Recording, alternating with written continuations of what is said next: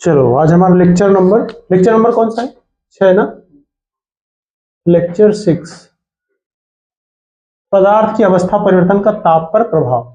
ये तो हम लोग ऑलरेडी थोड़ा समझ चुके थे ना कि ताप बढ़ेगा तो क्या होगा, पदार्थ की अवस्था परिवर्तित होगा।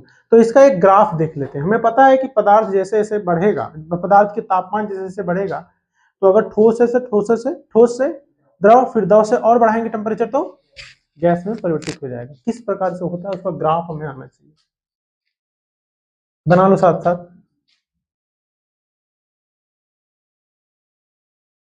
है ना, बोलोगे सर बिना ग्राफ का आपका काम नहीं चलता है ना। साइंस को जब तक मैथ से रिलेटेड नहीं करोगे फिर साइंस पढ़ने का मजा ही नहीं है। जब तक आपको साइंस लगे ना कि इसमें मैथमेटिक्स है, तब तक उस साइंस का मतलब ही नहीं है। Without mathematics there is no science. समझ रहे हो ना, साइंस की आत्मा है मैथमेटिक्स। अगर गणित नहीं है तो विज्ञान भी नहीं है। विज्ञान में जो भी खोज हुआ है, कुछ भी हुआ है, बिना गणित की सहायता से हुआ ही नहीं। समझ रहे हो ना। कैसे बोल दिए कि बहुत सारे कण हैं, असंख्य कण हैं। जब गिनती आई तब ना बोले कि बहुत सारे कण हैं, नहीं तो क्या बोलते हैं उसको, कण है। क्या कुछ भी क्या है, कुछ कण है, ज्यादा कण है, ये भी क्या है, गणित ही है ना। ठोस द्रव कैसे हुआ, बोले कि उसकी डेंसिटी ज्यादा है, घनत्व तो ज्यादा है। घनत्व तो कैसे पता चला, एरिया से। घनत्व तो कैसे पता चला, एरिया से। तो एरिया भी क्या है, गणित ही है ना। हर जगह क्या है, गणित है। तो यहां पे लिख लो पदार्थ की अवस्था।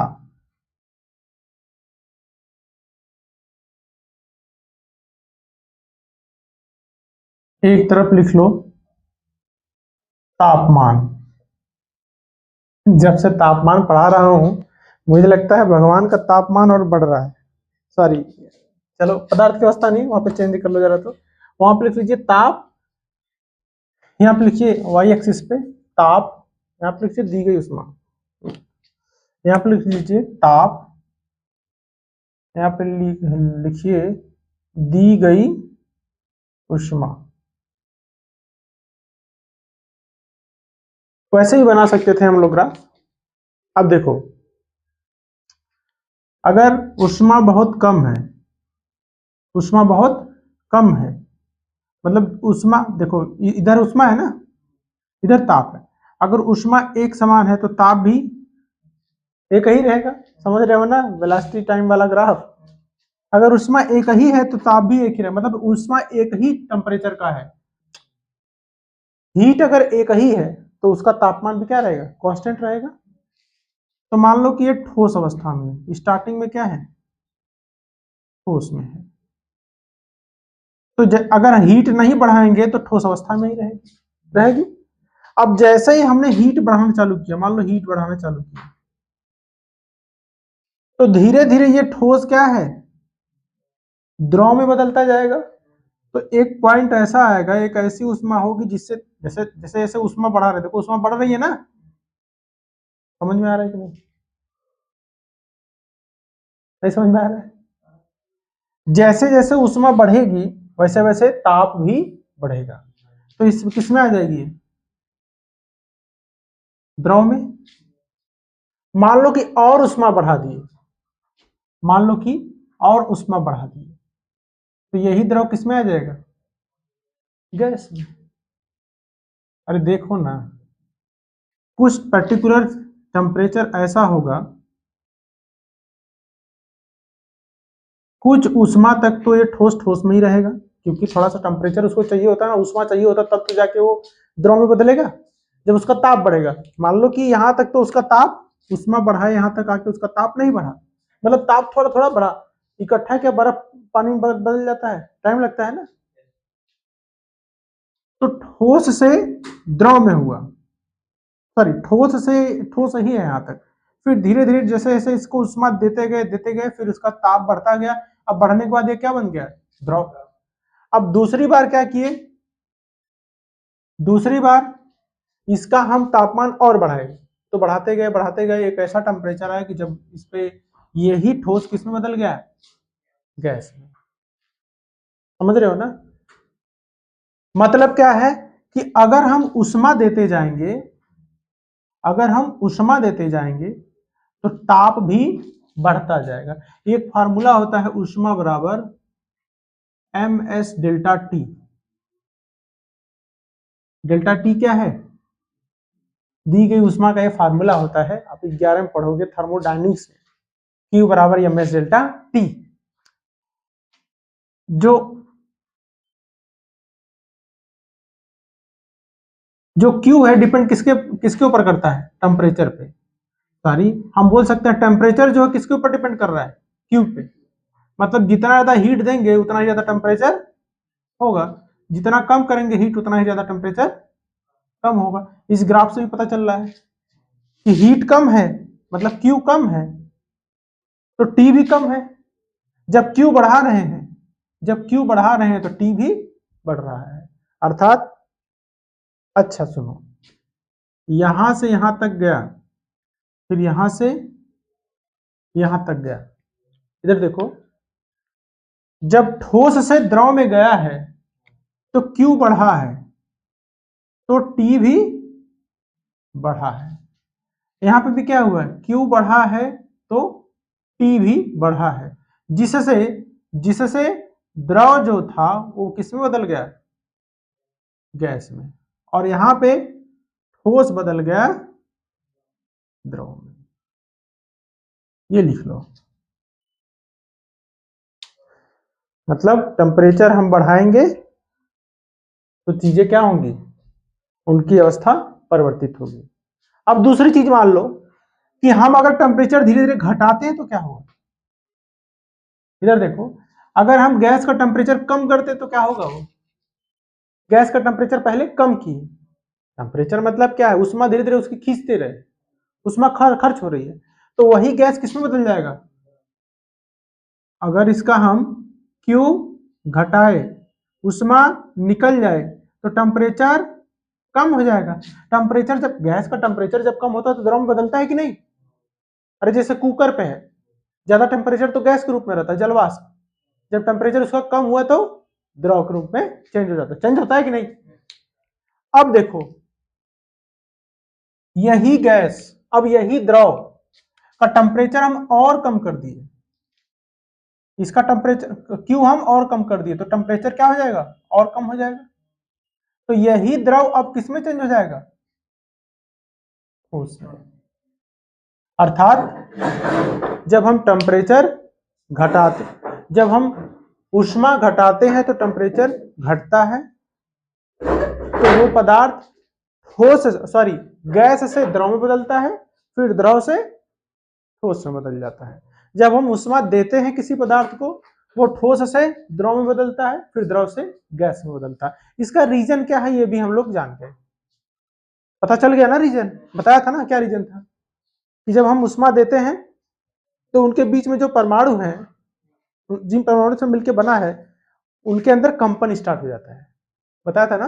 कंपन स्टार्ट हो जाएगा तो अपने बंध को क्या कर देंगे? कमजोर। जब अपने बंध को कमजोर हो गए तो उनके बंध कमजोर हो गए तो वो अपने परमाणुओं से दूर दूर हो जाते हैं। तो सॉलिड में है तो उसके परमाणु इतने दूर दूर हो जाएंगे कि कुछ टाइम बाद वो द्रव में बदल जाएगा। फिर और उष्मा देंगे तो उसको और इतनी ज्यादा ऊर्जा मिल जाएगी कि उसके परमाणुओं के बीच में जो आकर्षण बल है वो कम हो जाएगा और प्रतिकर्षण बल बढ़ जाएगा और उसके परमाणु और दूर दूर हो जाएंगे, जिससे वो गैस के रूप में बदल जाएगा। ये समझ में आया? इसको नोट कर लो। इसी में एक छोटी सी चीज है जो आप लोग को शायद मैं बता दिया, क्या था वो? ऊर्ध्व पातन बताया हूं ना? क्या था वो?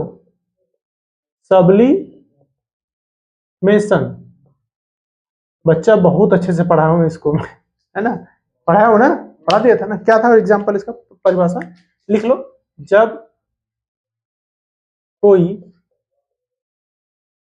जब किसी, लिखो, जब किसी ठोस अवस्था वाले पदार्थ को, जब किसी ठोस अवस्था वाले पदार्थ को ऊष्मा देने पर वह सीधे किसमें बदल जाए, सीधे गैसीय अवस्था में बदल जाए, गैसीय अवस्था में बदल जाए। तो इस प्रक्रिया को क्या बोलते हैं, तो इस प्रक्रिया को क्या कहते हैं, ऊर्ध्वपातन कहते हैं। एग्जाम्पल में तो आप लोग को बहुत कुछ बताया था, जैसे एज एग्जाम्पल कपूर, जिसको बोलते हैं इंग्लिश में कैम्फर, कैम्फर, ले स्पेलिंग देखो, कैम्फर, PH है ना, कैम्फर। और ऐसे ही बेटा नौशादर है, नौशादर, NH4Cl, अमोनियम क्लोराइड इसका नाम है, ठीक है। और ठोस क्या बोला था यार, क्या बोला था, एक CO2 जो था, क्या नाम था उसका, कौन सा बर्फ बोल रहे थे उसको, शुष्क बर्फ है ना, ड्राई आइस ना, शुष्क बर्फ लिख लो, और ये भी लिख लो शुष्क बर्फ, शुष्क बर्फ, इसको CO2 बोलते हैं, ठोस रूप में रहता है। इसको भी शुष्क बर्फ को भी गर्म करेंगे तो गैस में बदल जाएगा CO2 में, ठंडा करेंगे तो शुष्क बर्फ बन जाएगा। नौशादर को गर्म करेंगे तो भाप बन जाएगा, फिर ठंडा करेंगे तो फिर नौशादर बन जाएगा। कपूर का के भी इसके साथ ऐसा है ना।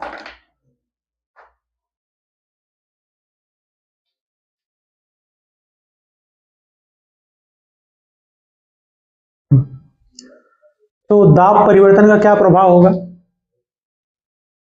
पहला तो खत्म हो गया ताप परिवर्तन, ताप से तो आप बहुत कुछ देख लिए, संगलन, और क्या देखे, संगलन देखे, गलनांक देखे, क्वथनांक देखे, ऊर्ध्वपातन देखे, जो ताप बढ़ाने से हो रहा था, है ना, और पदार्थ की अवस्था परिवर्तित हो रही थी।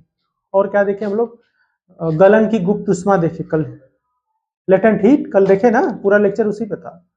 तो ये सब किसके कारण हो रहा था, ताप के कारण। अब पढ़ना हमें दाब परिवर्तन का प्रभाव, दाब क्या प्रभाव, मतलब प्रेशर क्या इफेक्ट डालता है, मतलब affect of pressure, affect of pressure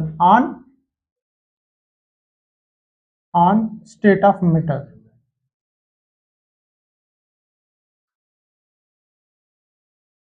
matter की अवस्था पर दाब का क्या प्रभाव पड़ता है,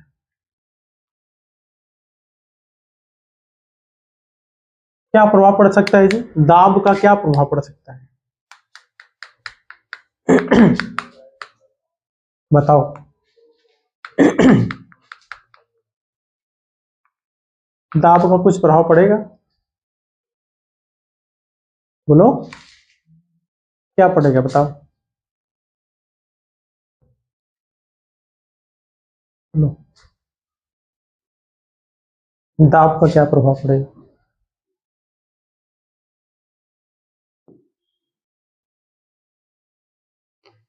बोलो दाब का क्या प्रभाव पड़ेगा। जैसे ये द्रव है, पानी है, इसको हम प्रेस करके क्या ठोस में बदल सकते हैं, क्या कर सकते हैं, दाब का क्या प्रभाव पड़ेगा बताओ, पदार्थ की अवस्था के ऊपर दाब का क्या प्रभाव है,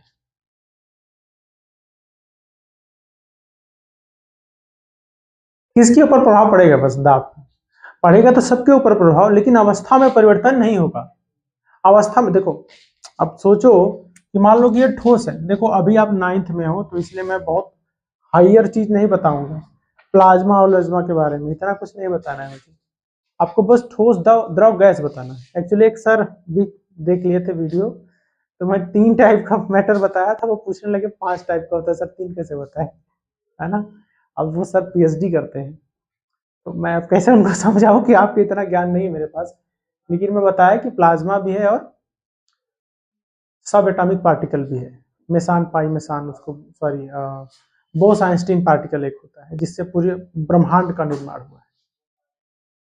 हाँ हाँ, लेकिन उसके बारे में नहीं पढ़ना है, बस हमें ये जानना है कि जो आप अभी 9th में हो तो उसके हिसाब से पढ़ना है कि प्रेशर का प्रभाव किन चीजों के ऊपर पड़ता है। क्या प्रेशर ज्यादा कर देंगे तो लोहा है तो वो द्रव में बदल जाएगा पीस के, गेहूं होता है ना ठोस रूप में, उसके ऊपर प्रेशर डालते हैं तो क्या बन जाता है, द्रव, क्या बनता है, चूरन बन जाता है, लेकिन वो भी ठोस अवस्था में रहता है कि पानी बन जाता है। अरे भाई, अब जैसे तेल निकालेंगे तो तेल निकलेगा, सरसों, ये मत कहो कि सर सरसों तो था तेल बन गया। हाँ, ऐसा सोच रहे हो, तो गन्ने के पौधे में से भी तो जूस निकलता है, उसकी अवस्था थोड़ी ना बदली, उसके अंदर वो था कि अवस्था बदल दी है उसका, गन्ना पानी बन गया, गन्ने में वो रस था।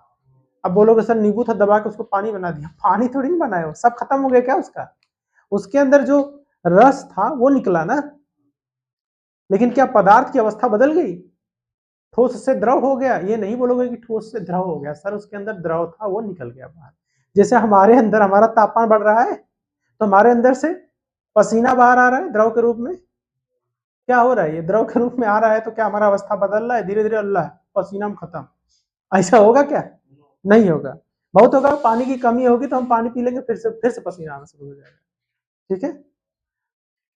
तो प्रेशर का प्रभाव, बस ध्यान रखो कि ठोस और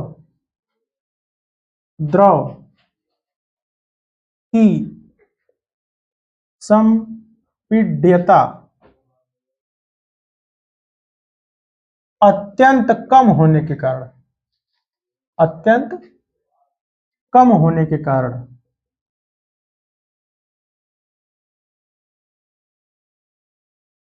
इनके अवस्था परिवर्तन का प्रभाव अति निम्न होता है, अति निम्न होता है मतलब बहुत कम होता है।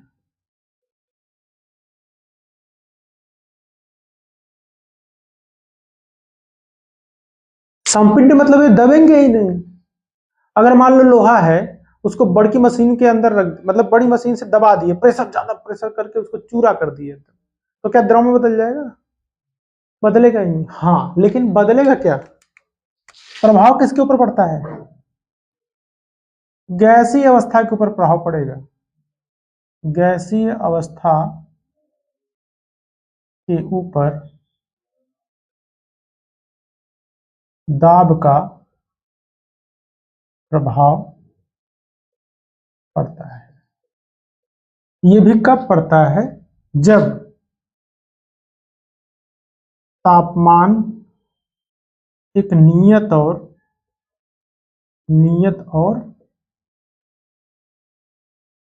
कम हो, जब तापमान का हो, नियत हो और कम हो, ठीक। देखो इसमें क्या है बेटा, कि जैसे ठोस है, ठोस के ऊपर हम प्रेशर लगा रहे हैं, क्या दे रहे हैं, प्रेशर, ताप, इसका दाब बढ़ा रहे हैं, तो इसकी अवस्था में परिवर्तन होगा, अवस्था में परिवर्तन नहीं होगा। क्यों, क्योंकि असंपीड्य है, क्योंकि असंपीड्य है, द्रव है, द्रव के ऊपर हम प्रेशर लगाए, दाब दिए, अरे पनिया है ना यही, इसमें 2 लीटर पानी भर दो, 1 लीटर का है ना कंटेनर, उसके अंदर 1200 ml भर दो, भराएगा, बोतलवा फाट जाएगा, लेकिन पानी भराएगा नहीं। अब आपकी टंकी है समझ लो 12 लीटर की, बाइक की, उसके अंदर 15 लीटर भर दो तेल, तो तो एक चोरी से 2 लीटर और भर लेती, भराएगा नहीं भराएगा, है ना। तो प्रेशर, द्रव के ऊपर कोई प्रेशर लगाए तो इसकी अवस्था में परिवर्तन नहीं होगा।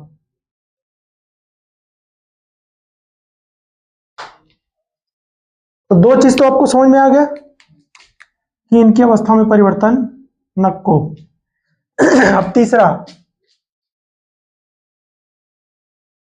मान लो द्रव है, द्रव नहीं गैस है। अब मान लो गैसीय अवस्था है। अब गैसीय अवस्था में जैसे गैस सिलेंडर होता है, बाहर अगर गैस है तो उसको सिलेंडर में भर देते हैं तो क्या हो जाती है, द्रव अवस्था में हो जाती है ना। गैस वह किसमें बदल जाती है, द्रव अवस्था में। अब इस गैस के ऊपर हम अगर प्रेशर लगाए, एक निश्चित प्रेशर लगाए, एट कांस्टेंट प्रेशर, तापमान क्या है, स्थिर है। ये नहीं कि 100 डिग्री करके तो उसको प्रेशर देने फट जाएगा गैस, ठीक है। इसलिए बोलते हैं कि सिलेंडर को थोड़ा सा दूर रखा करिए, जहां जल रहा ही नहीं कि वहीं जला रहे हैं वहीं रख दिया गैस, वो टेम्परेचर बढ़ जाएगा तो गैस का भी टेम्परेचर बढ़ेगा, तो वो एक्सपैंड, मैं बताया था ना कि जब हम तापमान देते हैं तो उसके परमाणु दूर दूर होते हैं, एक्सपैंड होते हैं। तो एक्सपैंड होगी तो गैस का क्या होगा, एक्सपैंड जब होगा वो गैस के परमाणु एक्सपैंड होंगे, मतलब दूर दूर जाने की कोशिश करेंगे ना। अब मान लो इतनी ऊर्जा मिल गई कि ज्यादा एक्सपैंड होना चाहे तो गैस सिलेंडर फट जाएगा। हाँ, ये ध्यान रखो, आप लोग साइंस के स्टूडेंट हो, तो ये सब कोई गलती करो तो उसको समझाया करो, नहीं ऐसा नहीं होता है। अब बोल दे कोई घर वाला, अरे हम लोग बहुत साल से करते आ रहे हैं, तो बोल दो साल में 1 सेकंड एक ऐसा आएगा कि जब करने के लिए नहीं रहेंगे आप, आपका पूरा इतिहास खत्म हो जाएगा, ठीक है। इसलिए ये कहानी मत सुनाओ मुझे, जो बोल रहे हैं वो करिए। तापमान की जगह मत रखा करिए कि इवन सिलेंडर को धूप में भी नहीं रखना चाहिए भरे हुए, तापमान तो उसको मिल ही रहा है ना, उसका तापमान बढ़ ही रहा है। तो जब इसको हम प्रेशर देते हैं तो क्या होता है, गैसीय अवस्था में जब रहता है, मान लो कि गैस है, मान लो कि ये गैस है कहीं पे है, तो जब हम इसके परमाणु क्या होते हैं, दूर दूर होते हैं, बहुत दूर दूर मनमड़ू होते हैं। जब हम इस पे प्रेशर देते हैं, प्रेशर, तो मान लो कि प्रेशर देने के बाद जब प्रेशर दिए तो ये कैसा हो जाता है, मान लो दूसरे कंटेनर में भर दिए तो यही इसके परमाणु पास पास आ जाते हैं, समझ गए ना, इसके परमाणु क्या हो जाएंगे, पास पास आ जाएंगे। अरे उस दिन पिस्टन वाला एग्जांपल नहीं बताया था कि पिस्टन लगा दो और प्रेशर कर दो तो गैस किस में बदल जाएगी, द्रव में, क्योंकि इसके परमाणु क्या हुए, पास पास आ गए। अब इसके परमाणु दूर दूर थे ना, अब देखो जब प्रेशर दिए तो इसके परमाणु कहाँ आ गए, पास पास आ गए। प्रेशर दे के एक, जैसे 10 लीटर का गैस था उसको हम 5 लीटर में हटा दिए, 5 लीटर के कंटेनर में, तो किसमें, गैसीय अवस्था में रहेगा वो, क्योंकि उसके मॉलिक्यूल्स के बीच की दूरी कम हो जाएगी। जब कम हो जाएगी, डेंसिटी जब बढ़ जाएगी, घनत्व तो बढ़ नहीं जाएगी, घनत्व तो कम हो जाएगा। जब घनत्व तो कम हो जाएगा तो द्रव बन जाएगा। जब बीच की दूरी कम हुई तो मतलब घनत्व तो कम हो गया। जब घनत्व तो कम हो गया तो यही गैस जो था वो कंटेनर में आके किसमें बदल जाता है, द्रव में बदल जाता है। तो ध्यान रखना, दाब का प्रभाव बस किसके ऊपर पड़ता है, गैस के ऊपर, ठोस और द्रव में नहीं होता है। क्यों नहीं होता है, क्योंकि ठोस और द्रव संपीड्य नहीं होते हैं, लेकिन गैस क्या होता है, गैस संपीड्य होता है,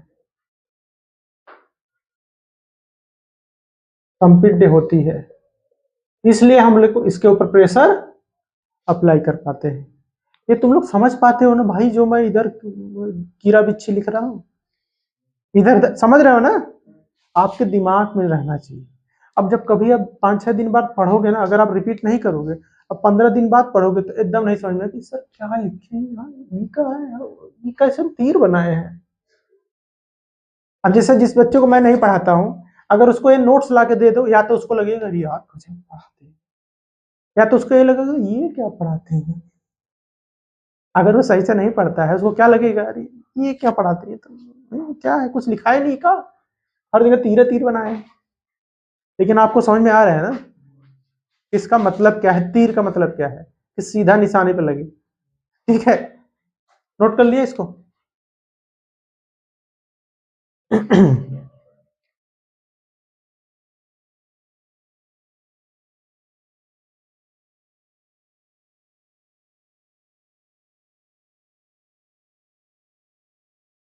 एक बार जरा लिख लीजिए तो ड्राई आइस के बारे में, शुष्क बर्फ के बारे में लिख लीजिए बच्चा। तो शुष्क बर्फ के बारे में तो आप लोग आई थिंक मैं 10 बार बता दिया ना, लेकिन लिख लीजिए शुष्क बर्फ, ड्राई आइस, आपके एनसीईआरटी में है ना, इसलिए आप लिख लीजिए शुष्क बर्फ। अच्छा देखो, दिमाग में मेरे ऐसे लॉजिक हैं कि अगर मैं पढ़ाते रहूं ना, अगर आपका किताब नहीं देखूं तो किताब से ज्यादा पढ़ा दूंगा। अब देखो किताब में है, ऐसा नहीं है, लेकिन एक एक लाइन बस लिखा है। अब एक एक लाइन वो पढ़ोगे तो आपको ये सब चीजें समझ में नहीं आएंगी। जैसे संपिड्ड चीज जाने, डेंसिटी जाने, है ना, वाइब्रेशन जाने कि कण कैसे वाइब्रेट करता है, उनके बीच में बंध कैसे टूटता है, वो कैसे एक्सपेंड होते हैं, हर चीज जाने ना, कुछ कुछ नया जानोगे। बस किताब पढ़ने से काम नहीं चलेगा, ठीक है। तो आप किताब में लेना हो तो या तो राहुल प्रकाशन कर लो, अगर लेना हो, या तो एनसीईआरटी बेस्ट, नो इशू, लेकिन एनसीईआरटी आप पढ़ नहीं पाओगे। जैसे राहुल प्रकाशन हो गया या टॉपर सीरीज हो गया। राहुल प्रकाशन का भी किताब बहुत बढ़िया है, बहुत अच्छा है किताब राहुल प्रकाशन का।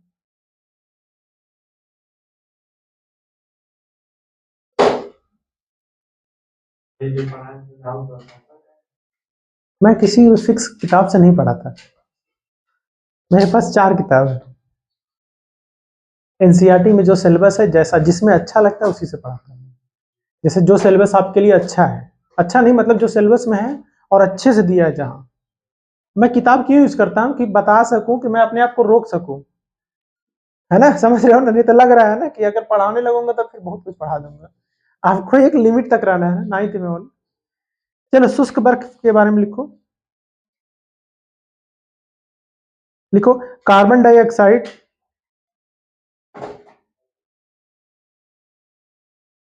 को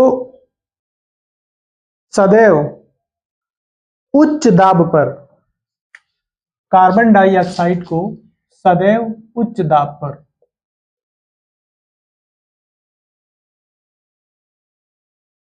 संग्रहित करके रखा जाता है।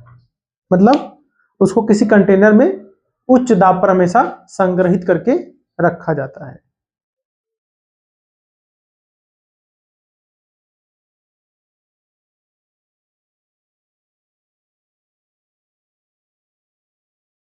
मतलब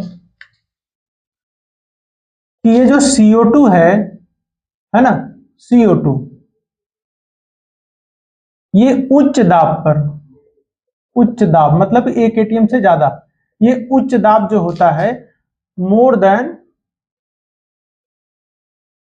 1 atm, हमारे पर जो प्रेशर है वो कितना है, 1 एटमॉस्फेरिक प्रेशर, 1 atm, ठीक है, हमारे ऊपर प्रेशर। तो जब CO2 को उच्च दाब पर रखा जाता है मोर देन 1 atm, तो ये CO2 बदल जाता है ठोस अवस्था में।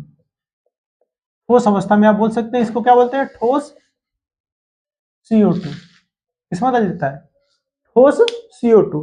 यही ठोस CO2 को क्या बोलते हैं, शुष्क बर्फ या ड्राई आइस। समझ गए, इसी को क्या बोलते हैं, ड्राई आइस। समझ गए। मतलब CO2 उच्च दाब पे रहेगा, हम उसको प्रेशर करके रखेंगे ऐसे कंटेनर में, तो वो किसमें बदल जाएगा, ठोस में। किसमें बदल जाएगा, ठोस में। जैसे ही इस, अगर हम बाहर भी रख दिए ना प्रेशर में 1 atm से ज्यादा, तो भी वो ठोस में रहेगा। मान लो कि इसी ठोस अवस्था के CO2 को हम अगर दाब इसका, दाब बराबर 1 atm कर दिया, मतलब 1 atm से कम या 1 atm कर दिया, मतलब दाब इसका कम हो गया, कम दाब। अगर इसका दाब हम कम कर देते हैं, प्रेशर कम कर देते हैं, तो सीधे ये ठोस अवस्था में जो CO2 है वो गैसीय अवस्था में आ जाएगा, गैसीय अवस्था। ये जो CO2 है गैसीय अवस्था में आ जाएगी। समझ गए? समझे? तो ऊर्ध्वपातन की क्रिया यहाँ पे किसके ऊपर डिपेंड कर रही है? दाब पे। ऊर्ध्वपातन की जो क्रिया है किसके ऊपर डिपेंड कर रही है? यहाँ पे दाब पे। ये बच्चा ध्यान रखना, कपूर टेम्परेचर के ऊपर डिपेंड करता है ऊर्ध्वपातन उसका, लेकिन ठोस CO2 दाब के ऊपर निर्भर करता है। दाब और ताप दोनों के ऊपर निर्भर करता है, लेकिन दाब के ऊपर भी निर्भर करता है। ठीक, गैसीय अवस्था में बदल जाएगा। ड्राई गैस समझ गए? 1 atm से ज्यादा प्रेशर है तो किसमें रहेगा? ठोस अवस्था में। 1 atm से कम प्रेशर पे गड़बड़ हो रहे हो, गड़बड़ मत हो। अवस्था परिवर्तन तो समझ गए ना? अच्छा बताओ, निक्षेपण क्या होता है? ऐसे ऐसे मत करो, बताओ निक्षेपण। अरे यार, निक्षेपण बताया था ना तुम लोग को। निक्षेपण अवस्था परिवर्तन तो मैं बता दिया था यार, एक दिन पूरा डायग्राम बना के बकायदे समझाया था। निक्षेपण की विक्षेपण कुछ और लिखवा दिया था क्या निक्षेपण की जगह? हैं?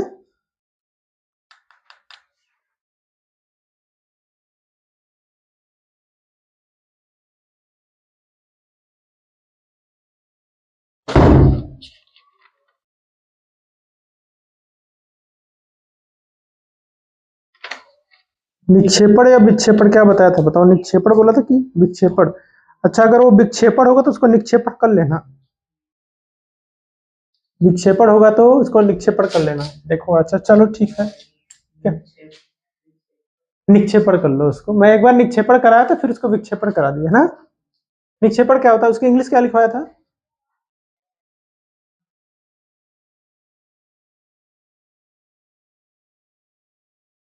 एक तो सब्लिमेशन था, उसके बगल में क्या था? और निक्षेपण की इंग्लिश लिखवाया था यार, क्या लिखे? डिकम्पोजिशन।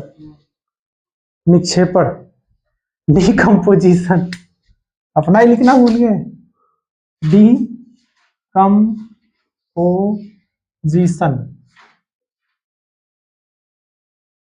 डिकम्पोजिशन क्या होता है?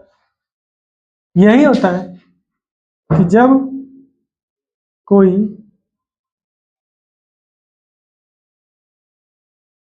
गैसीय अवस्था का पदार्थ द्रव में ना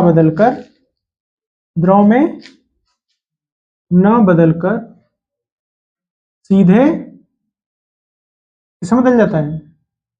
सीधे ठोस में बदल जाता है।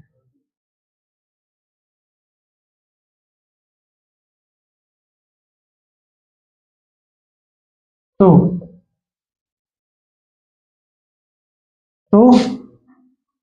पदार्थ की इस अवस्था परिवर्तन को क्या कहेंगे? को निक्षेपण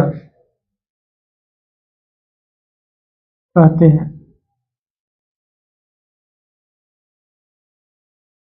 समझ गए? जैसे ये तो अवस्था समझ गए क्या?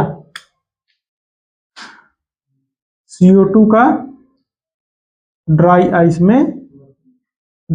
में बदलना।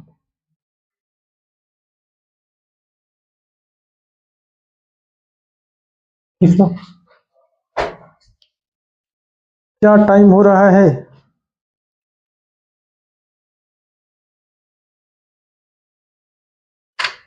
बताओ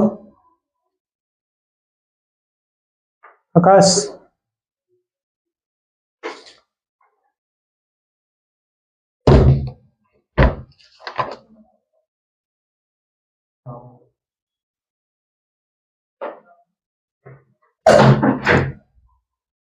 अच्छा, मैं संघनन वगैरह सब तो बता दिया था ना, वाष्पीकरण, संघनन, ये सब बता दिया था ना। क्या होता है संघनन?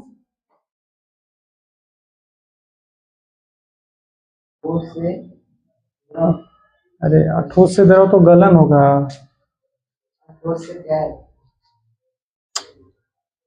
संघनन यार, संगलन नहीं, संघनन, कंडेंसेशन। अरे बारिश यार। वाष्प जब द्रव में बदलते हैं, जब द्रव से वाष्प बदलते हैं तो वाष्पीकरण। एक बार सारा पूरा पढ़ के आना, तो कल पूरा पढ़ के आइए, जितना पढ़ाया हूँ पूरा अच्छे से। इतना मेहनत से मैं पढ़ा रहा हूँ, तुम लोग भी इतनी मेहनत कर रहे हो, इस मेहनत का मतलब क्या है? पढ़ के आओ उसको, कल एकदम अच्छे से तैयार करके आना, बहुत अच्छे से, ठीक है? तब मैं कल संगणन, वेपराइजेशन सब पढ़ता हूँ, फिर से पढ़ाऊंगा, लेकिन एक बार आप पढ़ के, पहले पूछूंगा तब पढ़ाऊंगा, ठीक है? कल पढ़ के आओ एकदम मेहनत से, ठीक है?